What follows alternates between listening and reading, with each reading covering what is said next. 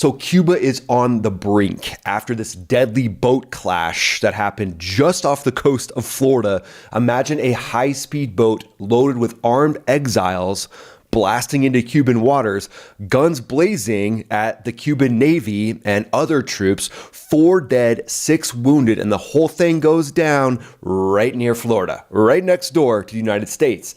This isn't some Cold War rerun. It happened yesterday, February 25th, 2026, off Cayo Falcones, and it's tied straight into Cuba's total meltdown at this point. No fuel, blackouts lasting 21 hours, streets full of trash, hospitals barely running, and Secretary of State Marco Rubio just called this whole incident highly unusual and even floated the question, could this be a Cuban false flag to distract from their meltdown? Interesting. The regime's cornered like never before after the U.S. took out Maduro in Venezuela and choked off the Venezuelan oil that was propping up the Cuban regime. And in return, Cuba sent doctors and bodyguards specifically for Maduro's inner circle. They didn't really care about the rest of Venezuela. They were just propping up their figurehead that kept that sweet, sweet crude flowing into Cuba. But this shootout screams desperation.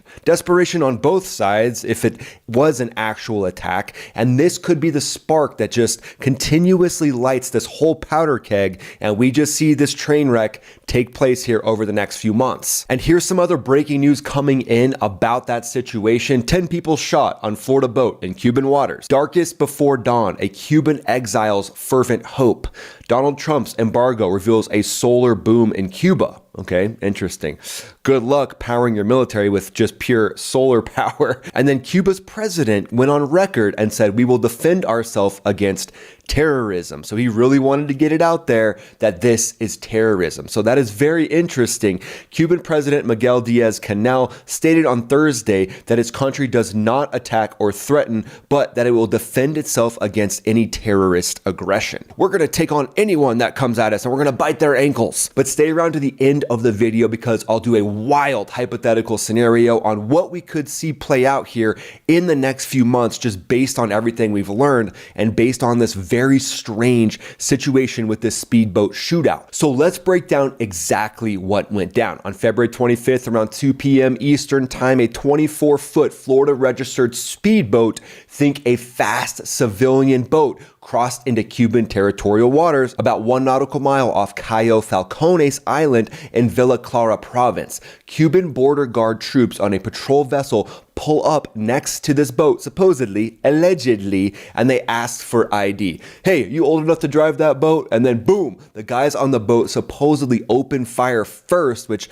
doesn't seem like the best tactic. Just roll in at 2 p.m., middle of the day, wait for the Cuban Navy to come up right next to you with more firepower and more men, and then just open fire. But anyway, that's what the reports are saying happened. They opened fire first, wounding a Cuban commander. Cuba then returns fire in self-defense, killing 4 members on the boat pretty much instantly and wounding 6.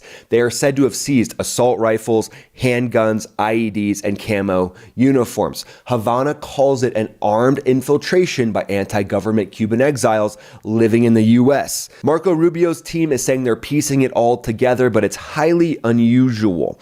So I do think it's very interesting if you have any training in infiltration, any training in counter-government operations. The one thing you're not going to do is pull up next to a naval vessel that has a superior force and then just open fire. Because you have all this other equipment on your boat, right? Supposedly, if they allegedly had the IED making equipment, RPGs, there are way better ways. How about just go in at 9 p.m. or 10 p.m. when you can't be spotted as easily? So these mercenaries, while able to gather all this different equipment, IED making equipment, assault rifles, RPGs, get the boat, get 100 miles off the coast of Florida, navigate to the exact location they want to get to, and then they just lose all brain cells at that point. Interesting. But let's do a threat deep dive here on the Cuban regime itself, because the regime seems to be crumbling smuggling. The Diaz-Canel regime itself is in free fall from everything I can find. Triggered by Maduro's capture in early January, Venezuelan oil shipments have stopped. Half of Cuba's fuel basically got cut off cold right away, and then it's trickled down. Now we're talking 21-hour plus rolling blackouts, fuel lines that don't move, tourism dead, garbage, mountains, literally mountains of garbage in the Havana streets. Caribbean neighbors are sounding alarms about a humanitarian collapse. Streets are just boiling with frustration at this point, and analysts are openly saying internal collapse or forced talks will happen by the end of 2026. Also, Mexico was basically slapped on the wrist by the Trump administration for providing oil to the Cuban regime. But it looks like at this point there is some limited flow that now the Trump administration is allowing in to Cuba, as long as it flows to private organizations and doesn't flow to the government itself. So I think it's pretty clear at this point that warfare is changing at warp speeds. Drones, AI, next generation gear, but tactics and procurement, that can still be crawling. That's why Battle Lab exists. It's not some gear show or tactical flex. Look at us, guys, we're awesome. No, it's raw force on force free play that slams emerging tech and real world methods into brutal scenarios, exposing what actually works before lives are on the line. Two teams of elite tactical pros go head to head. This show is by Reveal in partnership with Jedok, streaming on Vet TV right now. It's non-sterile environments where failure hits hard and early so that you can learn from sweat and not blood on the battlefield. Battle Lab is streaming exclusively on Vet TV. Go watch it right now at the link in the description and use code MAX for a special discount. This is a show that's fun to watch but could also save lives downrange. I can't recommend this show enough. Go check them out. You'll be glad that you did. So the regime might need a little something to show the people that they're protecting them from these armed terrorists. Could these have been people from a Cuban jail that they're like, well, this is your one option. Pretend you're a terrorist, come into our country, try to shoot at us. That's your one option here. But let's do a quick talk about Cuba's military capabilities. We'll just do a quick snapshot here on what the Cuban Revolutionary Armed Forces actually bring to the fight. They're said to have about 50,000 active troops total, 35,000 Army, 5,000 Navy, and 10,000 in air-to-air defense. So not necessarily an air force, but more of a defense force. But they're said to have a monster paramilitary militia with over 1.1 million people strong for territorial defense. That's their real ace in the hole, though. They kind of see that as the main protector of the regime. Being able to stand up close to 1 million people is what they think they would do. And their air force is said to have just 15 operational combat jets, mostly 1960s MiG-21s, but they're said to have a handful of MiG-29s as well. So that's an interesting point. Total aircraft around 30 to 40, including helicopters and trainers, but likely their readiness is complete garbage at this point, with aviation fuel, avgas, jet fuel, all being choked off to their entire military. Their Navy is relatively tiny, 20 vessels, small patrol boats, a couple corvettes, and those converted fishing ships that are turned into helicopter carriers. No real submarines to speak of, no big surface ships, pure coastal defense would be their focus. But some shock value is real here in this situation. I mean, this is wild. If this was a false flag, I mean, man, this is desperation at its finest. Or it could legitimately be some sort of faction that was exiled from Cuba and literally went in with basically zero strategy. Interesting. But at the end of the day, 4 dead, 6 wounded, 1 Cuban officer hit. That's the body count so far. But the shock is how fragile Cuba is right now. No oil means no economy, no power, and no stability. And Cuba says this wasn't random, that those guys were armed to the teeth for infiltration, and the US is openly pushing regime pressure. This incident shows how fast things can turn kinetic when things start to get weird when energy is choked off. Maybe this is the death throes or the canary in the coal mine, seeing the actual regime itself fall. So let's talk about a U.S. response here. The U.S. response is surgical pressure at this point. The Treasury just greenlit licenses yesterday for reselling that Venezuelan oil, but only to Cuba's private sector, like we talked about before, specifically for humanitarian use. It must have zero benefit to military intel, governance, or restricted list entities that operate out of Cuba. The goal here is to help ordinary Cubans while squeezing the regime itself. Rubio, Secretary of State, in his January 28th Senate testimony said straight up, regime change? oh no, I think we would love to see that regime change there. It's pretty funny. He was trying to get called out and he's like, no, like legit, that regime is terrible and we would love to see that. And then Marco Rubio went on to say it would be of great benefit to the United States if Cuba was no longer governed by an autocratic regime. President Trump also keeps saying no more oil or money going to Cuba, calling Cuba an unusual and extraordinary threat. To me, when I look at the Cuban regime, it reminds me of the House of Cards, where Frank Underwood is doing this political maneuvering and then doing just wild situations to try to keep themselves in power. So if something were to go down with limited US strikes, which are highly unlikely at this point because it looks like the Cuban regime is basically just crumbling from within, but the Cuban border guards use fast intercepting boats, lightly armed, but they're relatively quick. Their goal would be to have some sort of a swarm tactic. The exiled speedboat, though, that went up against them was civilian grade, but was modified with weapons and explosives. So think low-tech asymmetric plays, fast inshore insertions, hit and run style tactics is what the Cuban defense forces are kind of best suited to defend against. The US side would stay clear, though likely no Navy involvement has been confirmed at this point. Coast Guard and Intel are watching everything very close. So really at this point, the US's military role would just be ISR, intelligence, surveillance, and reconnaissance, and watch Cuba, watch these interesting things, these very weird situations happen, and we can just sit back from afar and watch it escalate.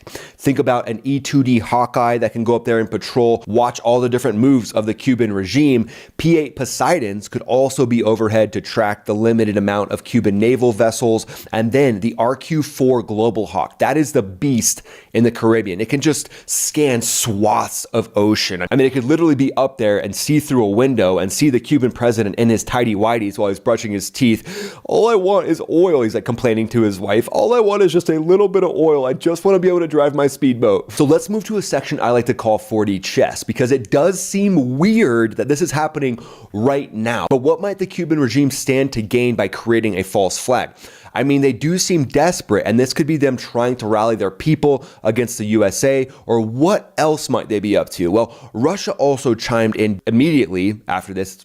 Weird, it's almost like they had something prepared, and they urged restraint on all sides. But how does Russia play in?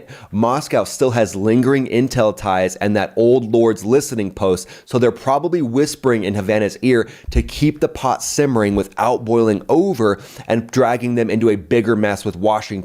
They want to be that annoying little jab in the side of Washington. So I think Russia looks at it like, as long as the Cuban regime just kind of sits there and kind of pokes the bear a little bit, but doesn't poke them too much, this could be classic Sun Tzu from Russia. They can basically annoy the United States without direct fighting themselves.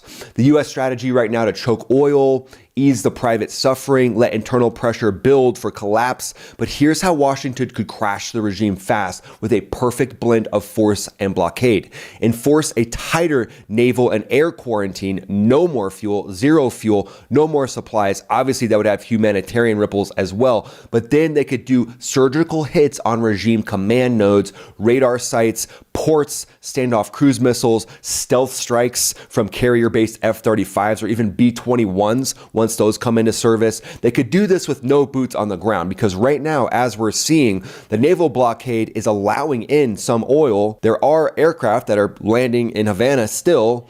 So this could be the next level that is just enough precision and force to shatter loyalty in the military and spark mass defections. That's the thing we're probably going to see here soon, with the military not even being able to provide any fuel for itself. Mass defections will likely be a part of what we see, and then blackouts will do the rest. Like this speedboat operation, this doesn't scream a high-level operation from the CIA. This just seems very weird. So if there was actually some high-level operations from the CIA, I think it would be shock and awe on a level that the Cuban regime would have no idea how to handle. So in a hypothetical situation, let's say more speedboats are inserted, and this time they land, they could spark protests, they could basically infiltrate into the Cuban society, they could help the Cuban society be armed, maybe create armed factions that could help the regime be cracked and go down even harder. At this point, maybe the US would actually respond and step in, or at least just choke the regime off even more and let it crumble from within. And the fact that Cuba is right there, it's near F-22 bases in Florida, F-35 bases, and specifically that RQ-4 Triton drone up above watching every move. I mean, Cuba is going to be in such a terrible position to actually do anything to keep the regime in place. And at that point, you'd probably just see the regime fall like dominoes. So there you go, guys. Deadly speedboat shootout off of Cuba shows that their regime is in complete chaos, and who knows? We don't know for sure, but they might be up to something weird. But they're being starved of oil right now, at least the government and the military, and facing infiltration attempts, supposedly, or creating false flags. What do you think? Infiltration attempt legit or false flag? Let me know in the comments below. Would love to hear what you think. And if you guys want to see me do a live every week, click the link in the description. Join the Max Ready Room. In the Max Ready Room, I try to get all of us, even myself, ready for what the world is going to throw at us in the next couple weeks, next few months. I mean, things are wild around the globe right now. So click that link in the description and then follow me on X, follow me on Instagram. I'm posting there pretty much every day. And then watch this next video that pops up right here. Thanks for watching, guys. This is Ryan, also known as Max Afterburner, signing off.